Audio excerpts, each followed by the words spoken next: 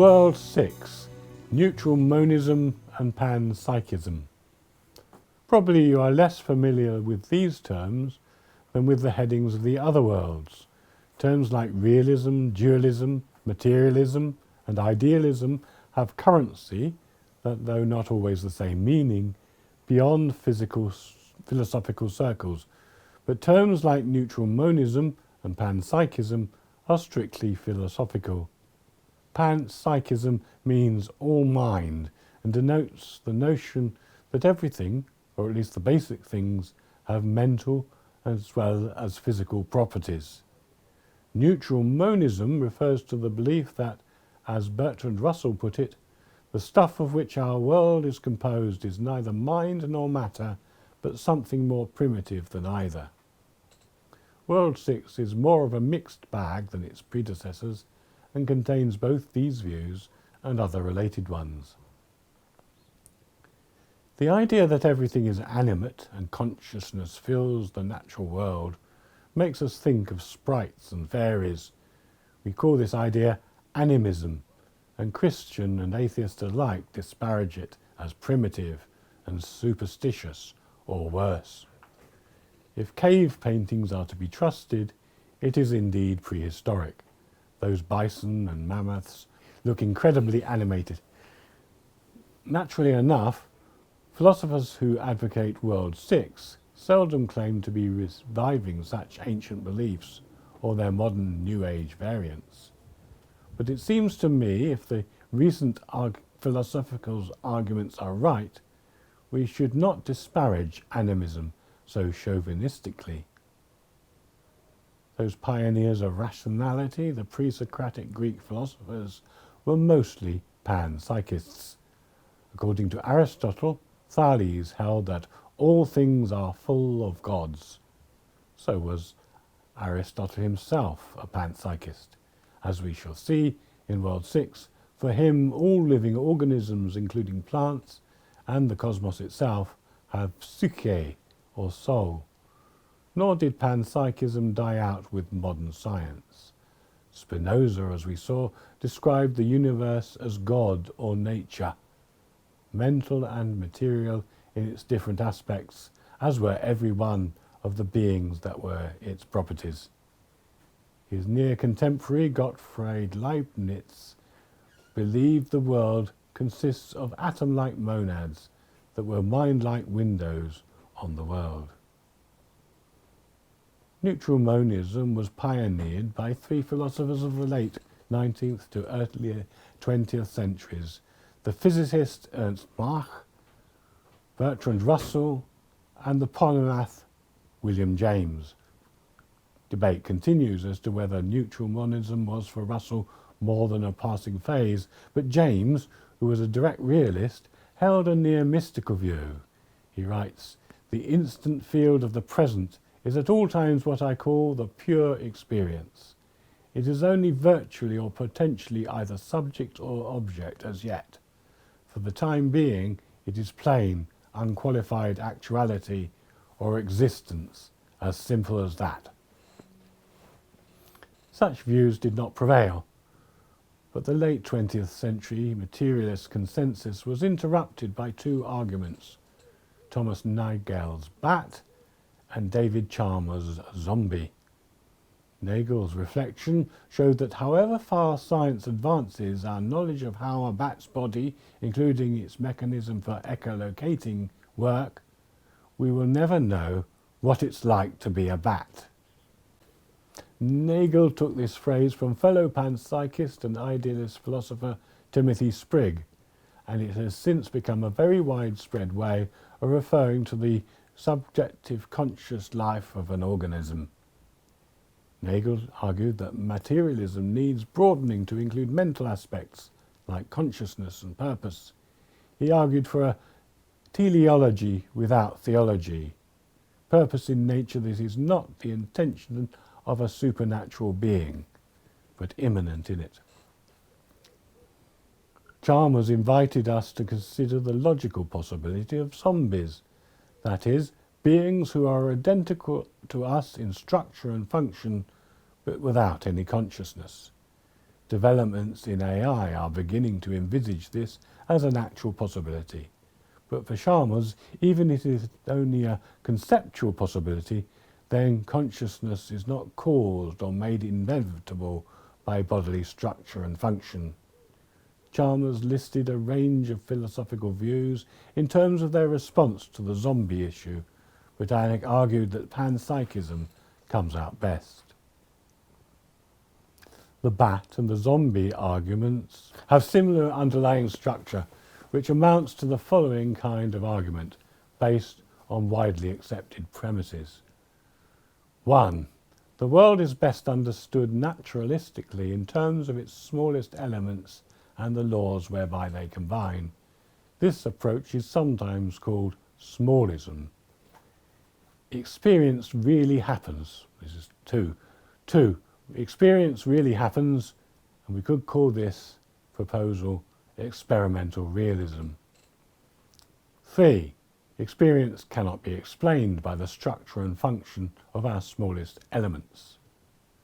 4. The smallest elements must contain something else that does explain experience. 5. This something else must be experiential, or at least proto-psychic, capable of giving rise to experience. Since Chalmers and Nagel wrote their key articles, panpsychism and a range of related alternatives have proliferated. Sam Coleman has taken up the point, raised in Worlds 3 and 4, that materialism tells us only about relations. Intrinsic nature is lacking from our concept of matter. Coleman asks whether the mental or proto-psychic properties of the basic elements may make up this lack, whether the intrinsic properties of matter might be its mind-like, proto-psychic ones. Panpsychism and neutral monism clearly share big problems. One is plausibility. We can easily grant psyche to a winged bat, but what about a cricket bat, or a quark, or a superstring? The logic of the above argument seems to necessitate going the whole way down with mind. And what might proto-psychic mean? However, Chalmers argues that all the worlds, dualism, materialism, structural realism and next idealism, are a little odd. An oddness does not preclude a theory's being true. Again, how do we decide between neutral monism and panpsychism? Nagel himself seems to waver between the two. Also, panpsychism sometimes wavers in its interpretation of the genitive in the phrase, the experience of things. Are these the experiences things have, or our experiences of them? It seems more reasonable to speak of the intrinsic atom as experienced by an ideal observer than to speak of it as having its own experiences. But the biggest problem for these theories is that of combination. How do the little proto-psychic minds fit together to become our minds? It makes eminent sense to think of material parts fitting together into a greater whole, particles into an atom, wheels and chassis into a car, and so forth. But minds are not obviously assembled in that way. Mental explanations in terms of things like purposes are typically top-down, not bottom-up. It is such considerations that have led some philosophers, including Chalmers, to turn towards the top-down approach, for which there is no problem of combination. What implications does World 6 have for art, spirituality and theology? It seems to me that comedy, in the original sense we find, say, in A Midsummer's Night Dream, tends to the panpsychic. The world is full of spirits, and the line between the human and the animate nature is thin, as personal but natural forces work to do us will or woe. And in poetry we often find the expression of spirit and meaning in natural things, such that we look to poetry to see the subjective life that science has had to overlook. As for theology, of course it is possible that a wholly transcendent God created a world that is full of mind. But at the other extreme, polytheism is also possible, a world such as philosopher John Leslie describes, full of an infinity of infinite minds, or Leibnizian monads. Meanwhile, it seems to me that the most elegant, balanced and integrated expression of neutral monism is that of Spinoza, with his God who is, in another aspect, nature, and whose properties are the mental come physical beings in God or nature's world. World 7. Idealism. I noted that the new atheists tend to pitch their arguments against dualism and the dualist God. But the true opposite of materialism is surely not dualism, but idealism, in the philosophical sense of belief that all reality is mental or ideal. Like materialism, idealism is a form of monism, the belief that reality consists of one thing or one kind of stuff. But whereas materialism explains mind in terms of matter, idealism does the opposite. It explains matter in terms of mind. Two forms of idealism can be distinguished. For epistemological idealism, we can only directly know mental phenomena. My knowledge of the red squirrel, for example, comes through my mental experience of squirrel-shaped red patches. The opposite of epistemological idealism is realism, for which we experience real things in the world. For ontological idealism, on the other hand, mind is all there is.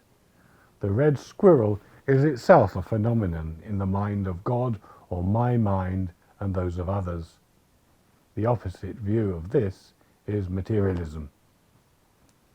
Ontological idealism clearly commits us to the epistemological version. If mind is all there is, it is the only way I can know anything. But the epistemological version is compatible with ontological dualism. There could be material red squirrels which I only know through my mental experiences of them. It is not compatible with ontological materialism, however. If my experiences can be reduced to physical brain events, then the basic thing is matter, not mind. Epistemological idealism has probably been the most widely held idea in modern philosophy. Meanwhile, ontological idealism has been big historically among the religions and older philosophies. Mind only is the alternative name for the Yogacara school of Buddhism, which has been immensely influential in Mahayana Buddhism since the 4th or 5th century. Zen Buddhism has this saying: two monks were arguing about a flag. One said, "The flag is moving." The other said, "The wind is moving." The sixth patriarch happened to be passing by. He told them, "Not the wind, not the flag. Mind is moving." The Advaita, or non-dualist school of Hinduism, affirms the unity of all things, including our minds, with the mind of Brahman. In the West, we have seen that Plato held the ideal world to be the real world, although his mathematical ideal world was rather different from Brahman. Nevertheless, his thought led to a Neoplatonic school in which all things emanate from the One. Controversially, our Aldous Huxley wrote of a perennial philosophy to be found in all cultures and religions, based on an experience of the unity of ourselves and the universe. The world is then seen as a story of voyage and return, an odyssey in which the original unity tragically fragments, but the fragmentary souls eventually find their way back to the world soul.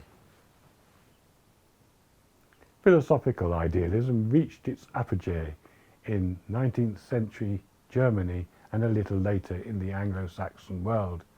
It influenced romantic poets like William Wordsworth, who wrote these famous lines describing something far more deeply interfused, whose dwelling is the light of setting suns, and the round ocean, and the living air, and the blue sky, and in the mind of man, a motion and a spirit that impels all things and all objects of all thought, and rolls through all things. But is this classic idealism or neutral monism? From the early 20th century onwards, materialism came to dominate philosophy. But recently, David Chalmers has distinguished three forms of idealism. Micro-idealism is the version of panpsychism already described, which hold that the ultimate bits of the universe have only mental qualities. Macro-idealism regards the ultimate reality as consisting of our and other minds. Cosmic idealism regards reality as grounded in the one cosmic mind. Cosmic idealism avoids the problem of combination and is for Chalmers the most promising form of idealism. Being no more implausible than its alternatives such as dualism, materialism, neutral monism, etc., he argues there is a non-negligible probability that it is true. Others, philosophers such as Bernardo Kastrup, have embraced idealism more wholeheartedly. To say that mind and matter constitute a dichotomy, he writes, is akin to saying that ripples and water constitute a dichotomy. Mind is the substrate of the explanatory abstraction we call matter. So the water is not identical to the ripples, but neither is the water just an external thing that causes the ripples as another thing. The relationship between them is stronger than causality and weaker than identity. Can we say the same about mind and world? Recently, philosopher Philip Goff has developed the helpful idea of grounding. To say that mind is what ultimately grounds the world is, he argues, to say, 1. Mind is self-grounding. If it weren't, it wouldn't be a ground. 2. Mind is not the same as the world. 3. Mind is not something extra over and above the world. 4. Mind subsumes the world as its partial aspect. 5. Mind is not the efficient or material cause of the world. And 6. Mind is the formal and final cause of the world. The distinction between these different kinds of causes will become clearer in World 8. Of course, mind here begins to sound like God, and though not all idealists are theists, idealism certainly moves us in the direction of what has been called panentheism. Grounding gives us something stronger than efficient causal relationship between God and the world, such as we find in deism, but weaker than the identity between God and world affirmed by pantheism. Now, even if this settles some questions, huge queries remain for idealism. For example, is there any clarity about what is meant by mind? Are we speaking of mental phenomena like the red squirrel patch, or platonic forms like the ideal triangle, or what? And again, what in mind guarantees the regularities that materialism ascribes to the laws and relations of matter?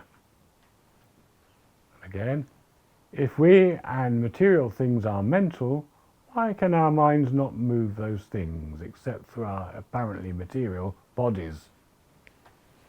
Why, conversely, can changes in brain states have such drastic effect on our mental state? Again, if we define mind in terms of conscious experiences and ideas, what about the unconscious mind? And again, cosmic idealism does away with the problem of combination, But what about decombination? What would be the relation between the cosmic mind and your mind and mine? Think of all the contradictory religious and political ideas held by human minds.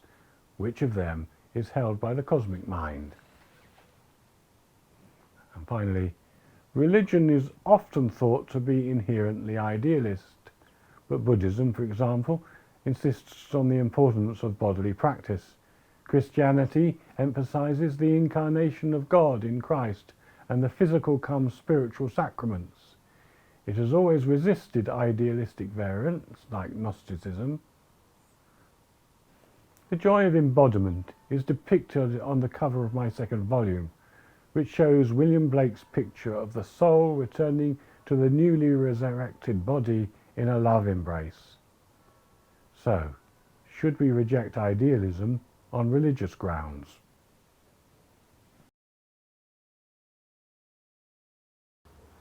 World 8. Hylomorphism.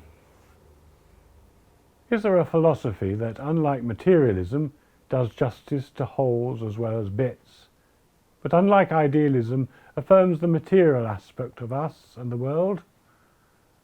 A philosophy that does not pitch us into the dualist quandaries of having to put together a world out of two separate substances, mind and matter? A world which does justice to structures, but insists on the importance of their material embodiment, and which allows a kind of soul in natural organisms without the crazy notion that atoms have minds. And there is, and is World 8, Aristotle's philosophy. All the other worlds accept a certain weirdness as the price that has to be paid for simplicity. World 8 sounds more like common sense, but the price of that, as we shall see, is a certain complexity. World 8 contains not one or two, but many, potentially an infinite number of substances. Each kind of thing, human, cow, aubergine, is a substance in its own right. What is a substance? It is Aristotle's way of resolving ancient Greek dilemmas about change. For Parmenides, the radical monist, the world is just one thing which has to be the way it is, and cannot change into anything else. For Heraclitus, the radical pluralists, even the things around us are plural, ever-changing and never the same, hence his saying, you can never step into the same river twice. Atomists, the predecessors of the materialists, resolve this dilemma by ascribing changes to changing relationships between unchanging atoms. Aristotle took things in a different direction. He argued that a change is always a change to something. To have a concept of stepping into the river, we must see the changes that we experience as changes of the river. He believed that every substance has a range of possibilities or potency to change things and be changed by them, while still remaining what they are. This potential is real. The acorn really can be actualized as an oak. According to Aristotle, each substance has two components or aspects, matter and form. The matter is the stuff it is made of, in my case, brain, heart, legs and so forth. The matter is Heraclitan.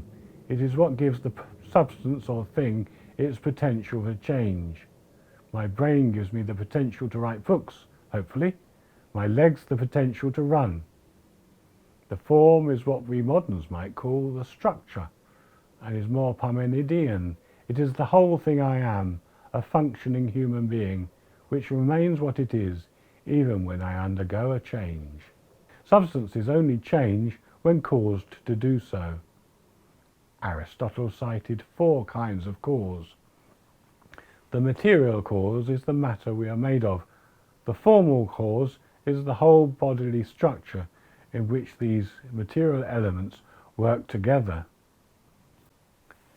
The efficient cause is the only kind of cause that materialists acknowledge, matter making change happen to other matter. The final cause, which materialism definitively excludes, denotes a form to which matter moves, a goal to which its processes tend. Consider my heart. Its material cause is muscle tissue and such like. Its formal cause is the overall four-ventricle structure in which this matter is arranged. Its efficient cause is the nerve impulses that cause it to contract. The final cause is the pumping of blood, and via that, my life. Form and matter are in a dynamic relationship. The heart, for example, is matter in relation to my human form, but in its turn, the heart is form in relation to the cells of the muscle and the other tissue it's made of. Those cells, in turn, are form in relation to the matter of the molecules that make them up, and so forth. So nature consists in a hierarchy of levels, each being form to the matter of the next level down. Materialism can be hierarchical too, of course, but the direction of causal explanation is only downward. Big things in terms of small things. In Aristotle, it is both up and down. Aristotle believed in empirical observation, and many of his examples derive from biological observation. His prime paradigm seems to be living organisms rather than, as for Pythagoras, say, the geometrical harmonies of the stars and planets. In living organisms, he used the term psyche to denote the form. This is often translated soul, though we really do not have an equivalent word. Living things, he argued, possess entelechy, that is to say, their final cause or purpose, their telos, is contained in their own inner dynamic. In the case of plants, this purpose directs nourishment, growth, and reproduction. It is what makes the acorn grow into an oak rather than reach. In animals, it also directs sensation, movement, and such like.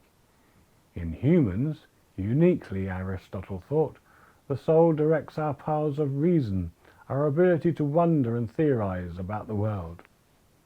He also ascribed soul to the world, though it is not clear if this is a rational soul like ours. In hylomorphism, unlike dualism and materialism, matter and meaning are integrally related and in an infinitely sacramental way. Art, especially visual art, can be seen as drawing on this relation. Diverse elements in a still life or a landscape seem to have the kind of unity an organism has, though there is actually no form uniting them. Later thinkers like Aquinas will draw this out. And nature also forms the basis of ethics, called natural law. For Aristotle, ethics involves following one's natural entelechy and flourishing as the form and matter unity we essentially are. By and large, Aristotelian hylomorphism formed the sensibility that, with dualism and later materialism in modern times, became dissociated, in the way lamented by the poet T.S. Eliot. We noted that Aristotle's universe was a hierarchy, but a hierarchy has to have a foundation and a summit. The foundation of everything lies in prime matter, that is, matter that is not the form structuring further matter, but pure potential to participate in structure and so become substantial. Hence prime matter is insubstantial, virtual rather than real.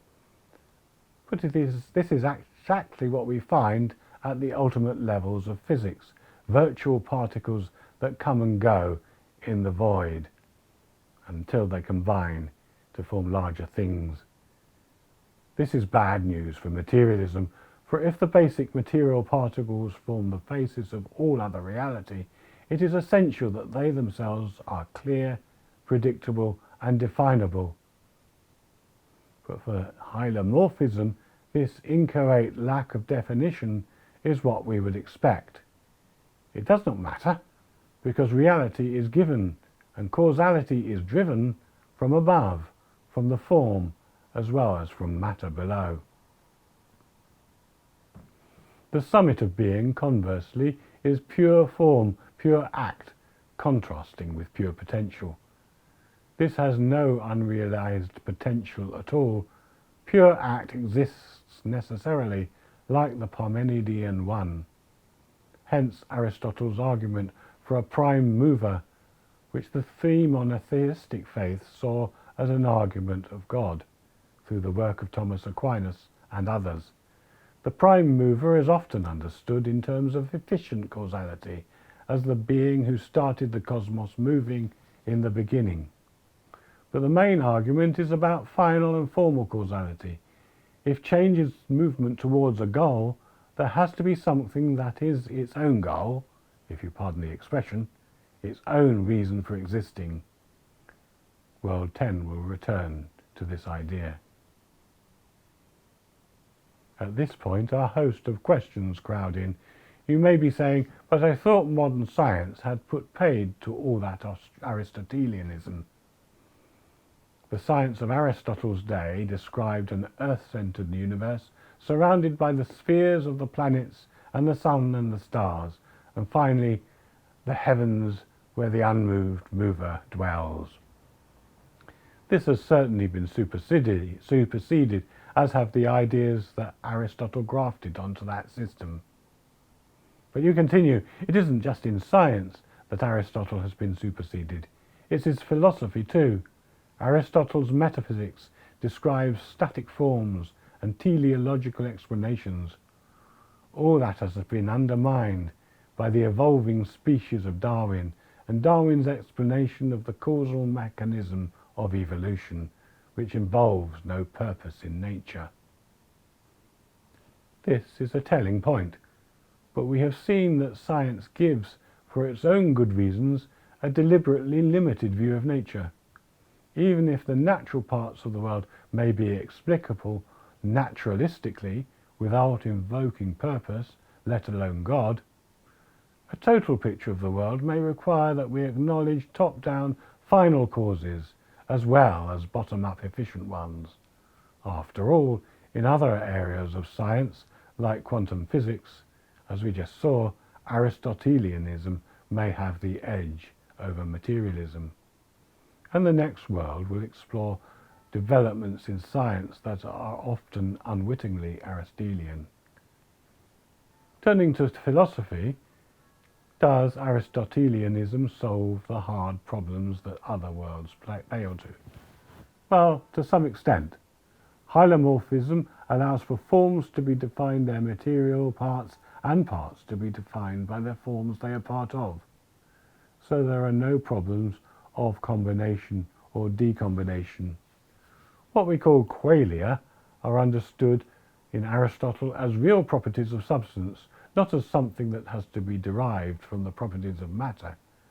So they are not a problem either. Two different problems do arise, however. One is circularity. Form defines matter, defines form. Is this not a vicious circle? The other is what is called overdetermination. With the four kinds of cause, events seem to be determined by too many causes at once. There remain an ethical and a religious query. The ethical query concerns natural law, which has often been used in a very reactionary way, not least by the traditional Roman Catholic Church. The biological purpose or entelechy of sex, for example, is procreation, so contraception and same-sex intercourse is condemned as contrary to natural law. Now, it is true that in Aristotle our nature is something static, but a natural law guided by what science has discovered since Aristotle would have to be different, and might well allow for both the fact that the natures of organisms evolve and the fact that the rational soul can find other meanings in our sexuality and gender than those given in biology, for instance, the communication of love. The religious query concerns the unease many people of faith have with the identification of the prime mover with the Christian or Muslim or Jewish God. Aristotle seems to end up with a dualism that is otherwise uncharacteristic of him. At the bottom level, there is the indefinable Heraclitean flux of prime matter. At the summit, there is the Parmenidean changeless unity of pure act, later identified with God. But surely the God of our scriptures is both the absolute eternal one and the Heraclitean fire.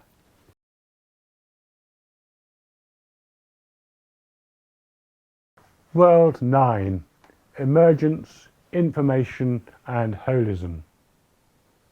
World 9 is an even more mixed bag than World 6. It is a kind of bridge world between Aristotle's world and the one I personally favour. It modifies hylomorphism mainly in two ways. One is applying to Aristotle ideas from modern science which show us a much more evolving and developing universe than Aristotle's. Key here are the concepts of emergence and information, which are widely explored in contemporary philosophy of science. Both ideas take us beyond Aristotle, while yet being helped along, often unwittingly, by Aristotelian concepts. The other, which is explored later, is a movement towards greater simplicity. I ask whether we can replace the ultimate dualism of Aristotle with something more monistic, and whether the top-down and bottom-up forms of explanation can be combined in a non-dualistic way. So to emergence. Emergence is sometimes used to support reductionism and sometimes to advance its opposite, holism. If we can explain how consciousness arises with complexity, then it can be argued the simple things plus the laws of emergence are sufficient to explain consciousness. On the other hand, if consciousness demands a new whole, like a mind, that cannot be identified with its constituents, then reductionism is refuted. Emergence is a slippery term. It may just mean that we need a new set of concepts like mind or organism to describe the higher levels.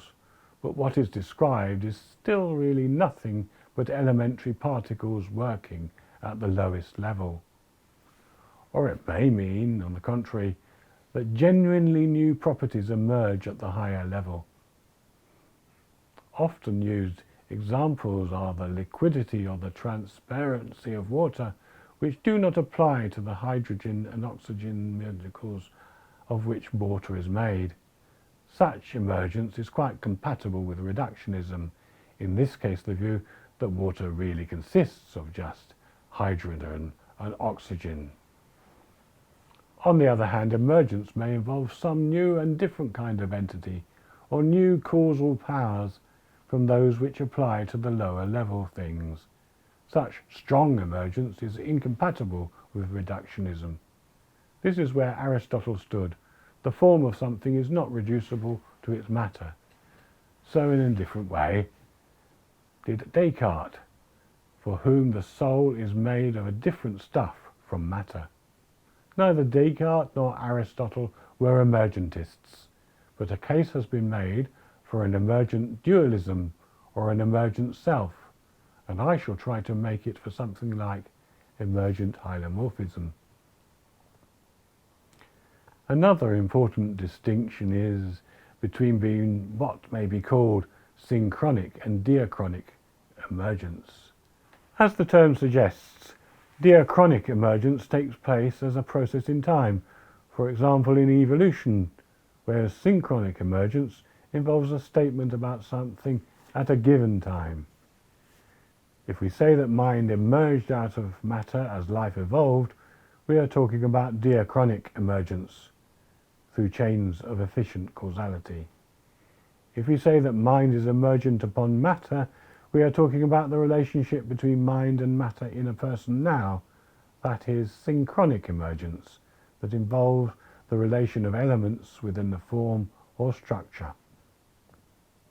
Emergence is most often invoked to describe the relationship between life and matter, and that between consciousness and matter.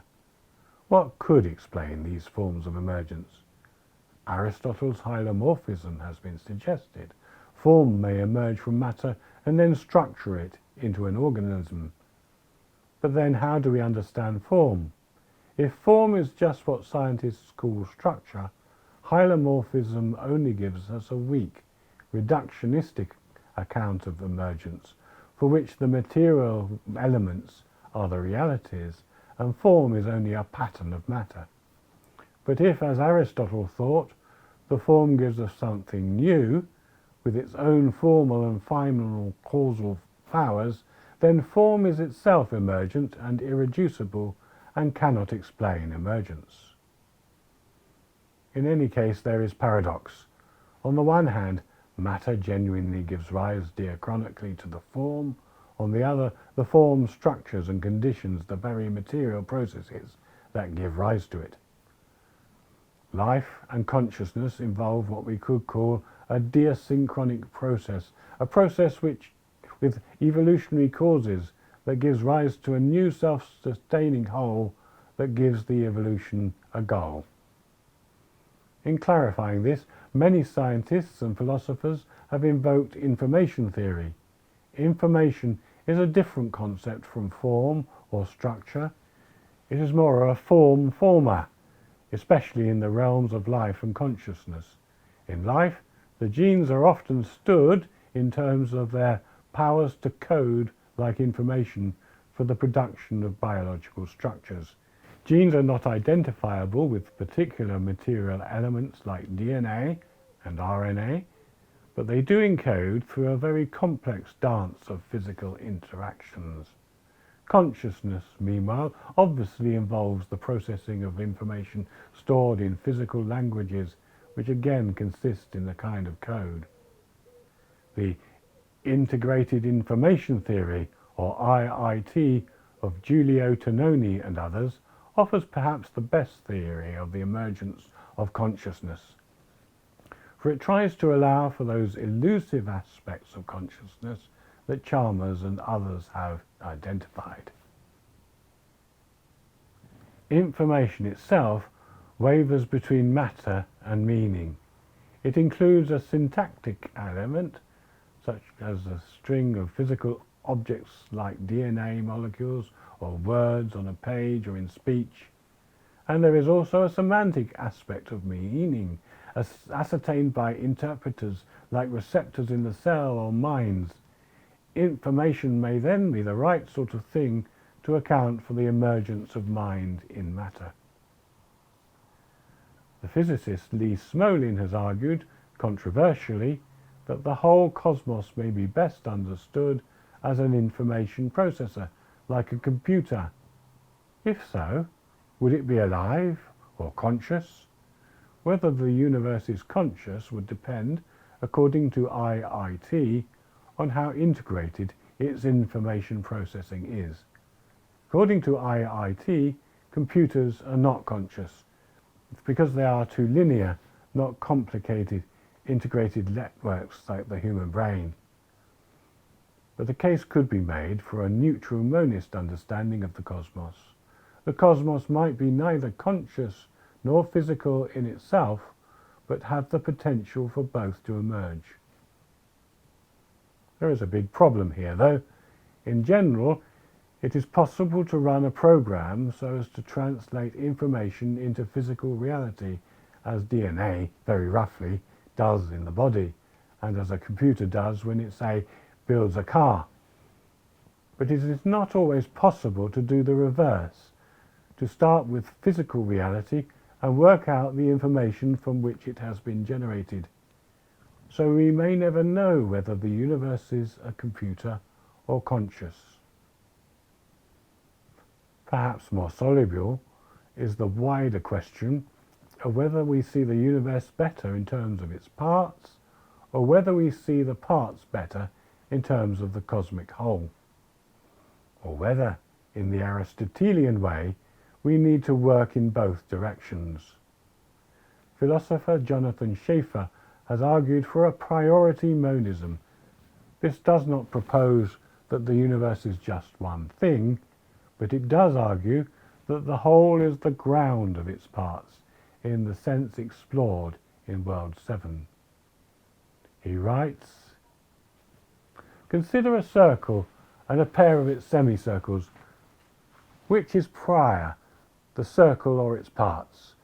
Are the semicircles dependent abstractions from their whole, or is the circle a derivative construction from its parts?" The answer is clear. To think of the semicircles, we have to think of the circle, and in drawing the circle, we draw each semicircle in turn, but not vice versa. The whole is prior. Schaeffer brings other arguments to show this. The quantum entanglement of the universe forbids us thinking abstractly of a particle in isolation from all the others with which there have been interactions.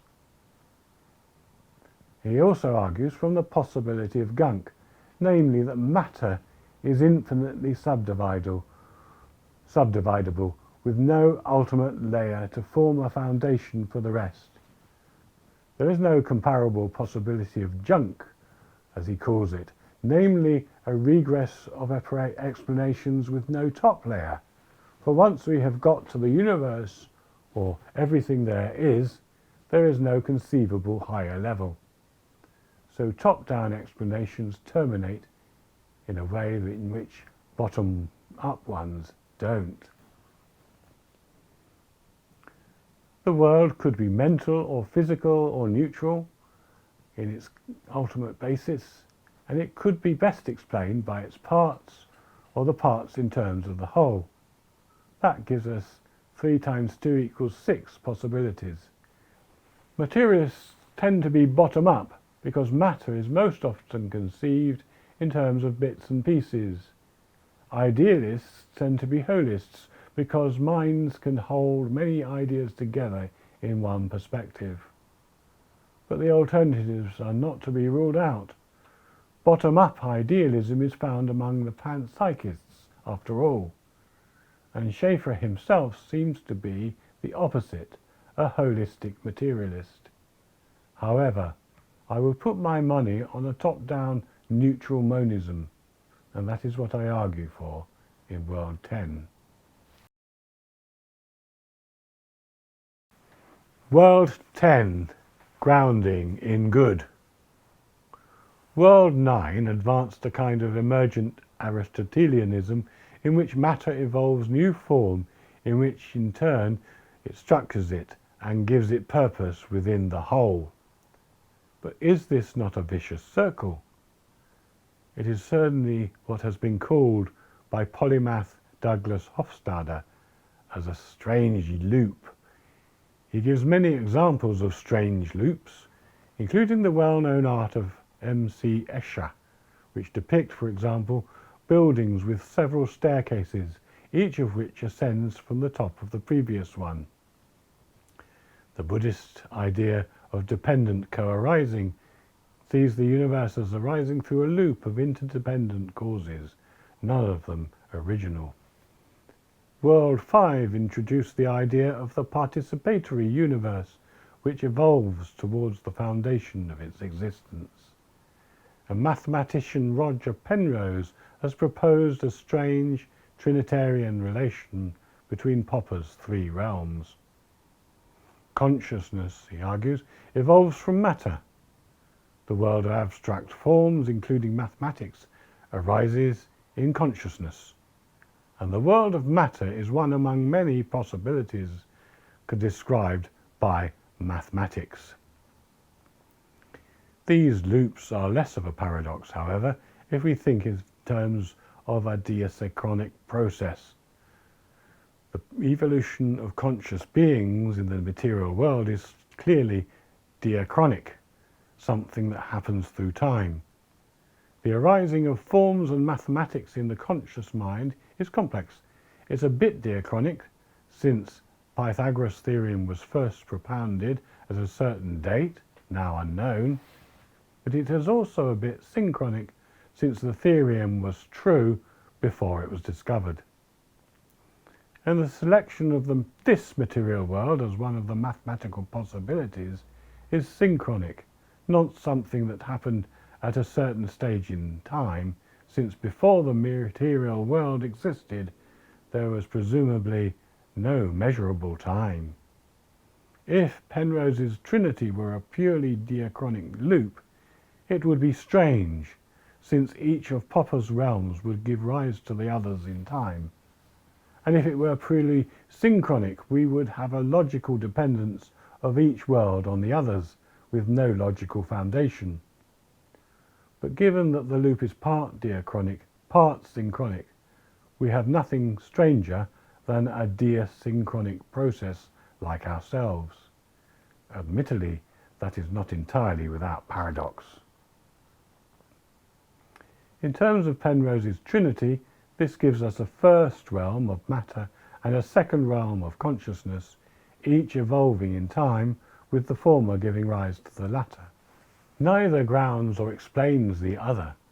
I suggest that the ground of both lies in the third realm, which structures our consciousness and forms the multiverse of possibilities of which our universe is one.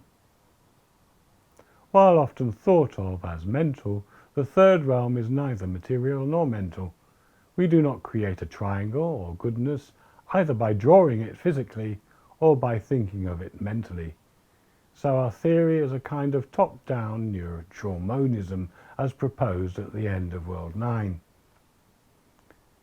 Could something as abstract as the third realm be the ground of everything? Well, arguably the explanation of the universe would have to be in the third realm. Things in the first and the second realm come and go, and they require explanation. A material or mental first cause would be just one more contingent thing, needing its own explanation. But what in the third realm could be the ultimate explanation? Plato, supported recently by philosopher John Leslie, argues that the supreme form is goodness. Everything exists simply because it is good that it does so. Consider teleological explanation generally. Here we say something exists because it is good for the structure it is part of. The ventricles of the heart exist and have evolved because they are good for the working of the heart. The heart exists and pumps blood because this is good for the organism. The organism exists because it is good for the ecology, perhaps. But the chain of goods can only end with something that is good for, or in, itself. And the only thing we know that is good in itself is goodness. It is good that goodness exists. When we think this way, we can substitute goodness for mind in the 6 statements about grounding from World 7 and affirm what it means for goodness to ground the world. 1. Goodness is self-grounding, that is, goodness itself is good. 2. Goodness is not the same as the world. 3. Goodness is not something extra over and above the world. 4. Goodness subsumes the world as its partial aspect. 5. Goodness is not the efficient or material cause of the world. And 6. Goodness is the formal and final cause of the world. These statements seem to make sense and are mostly uncontroversial in my view. That the world exists because it is good that it does so is an idea that could form the basis of a rational faith.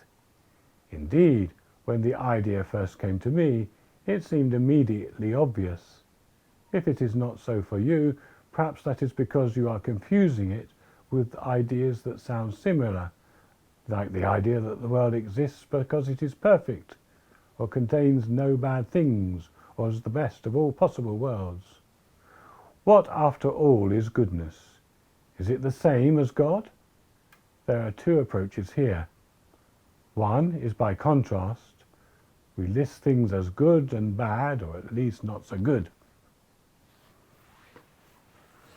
On the good side, we have perfect. On the bad side, we have flawed. On the good side, the all-powerful. On the bad side, the vulnerable. On the good side, the active. On the bad side, the receptive. Good is passionless. Bad is passionate. Good is unified. Bad is divided. Good is uniform. Bad is varied. Good is eternal. Bad is temporal. Good is being. Bad is becoming. Good is changeless. Bad is changing. Good is ideal or mental. Bad is material. Good is necessary. Bad is contingent. We place the good things in one column and the not so good in the other column, which defines the bad things. If we identify the good with God, by definition, God is dualistically opposed to the universe as a whole. Classical theism has often worked in this way, explicitly or implicitly. The other way, also found in the tradition, is to define goodness by its own logic. We ask, what does there need to be for there to be goodness? Firstly, goodness has to be experienced as good. There has to be a movement towards it, a desire and conscious experience of the thing as something to aim for or as beauty. And goodness has to proliferate to achieve more goodness. There has to be existence, variety, growth, enrichment, truth. If none of these existed, nothing would be good. So goodness, as the foundation of the world, has a certain Trinitarian structure, which may be when we begin to connect it with the word God. Or if trinities, we also find it in trinities like the Hindu being, consciousness and bliss, or the Christian Father, Son and Spirit. So this pathway allows us to move from goodness to a panentheistic God who includes the universe and its flawed and vulnerable variety within God's self as a partial, not the whole, aspect. Diasynchronically understood, God is the good process whereby good comes into being. That is what process theologians mean, presumably, when they speak of God as both being and becoming, as God coming to be what God is. God is then, in both columns, both active good, grounding existence, and receptive good, receiving and suffering the bad in order to bring it to good. Such a God is easier than the perfect impassible one to identify with the person of Christ, who certainly changed, grew, and suffered. Queries arise, of course. I will leave it to others to judge whether my Trinitarian God is orthodox, heretical, or just heterodox, that is, a different but equally valid way of saying what the tradition says. Secondly, are my ideas naturalistic or supernaturalistic? For example, do I believe in miracles? Well, it is good that nature is reliable and not unpredictable, and I think it is bad science to resort to miracles to fill the big gaps like the evolution of life and consciousness. And most of Jesus' miracles were not supernatural. Healing, for example, is a natural process which Jesus may somehow have accelerated rather than overruling nature. But some miracles, notably the resurrection, do clearly defy nature. I would not rule out the possibility that when it is supremely good for something to happen, it may happen simply by virtue of the goodness it gives rise to. Very rarely, specific goodness may override the general goodness of regularity in nature and make a miracle happen. And then there is the classic question, if the world is made for goodness, why is there so much evil? Well, note that I speak of goodness as the ground of or reason for the universe. I'm not so sure whether I want it to see as the efficient cause of the universe. So in a sense, goodness is not responsible for the world, it just is, and it overflows into the experience of goodness and beauty and bliss, and into the vulnerable variety of the universe. This universe is not perfect. There may be better worlds to which goodness has also given itself. Or more probably, it may be quite impossible to compare universes to see which is the most perfect, as goodness takes such a variety of forms, and it may not be possible to be perfect in every sense. What we do know about the universe, however, does give sure and certain ground for calling it good. Like a musical fugue or counterpoint, its goodness has two aspects. There is the diachronic aspect of the melody lines, which can be compared with the linear processes whereby one thing gives rise to the next by the laws of nature. And there is the synchronic harmony, whereby those lines of melody come together in a work of compelling beauty and harmony. Nature is both deterministic and teleological. Goodness is the end to which all things move by their own momentum. If this is so, the universe itself is a miracle and a masterwork. This is not something we had any right to expect. But it gives us our universe back. As the Zen master Yin Yang said, the first stage, seeing mountain as mountain and water as water. The second stage, seeing mountain not as mountain and the water not as water. And the third stage, seeing mountain still as mountain and water still as water. Our book 10 Ways has moved us from original naivety through stages when the mountains were not mountains but matter or mind or something else. But if goodness is the ground of the universe, we can trust that they are, after all, what they seem. Mountains, good to see.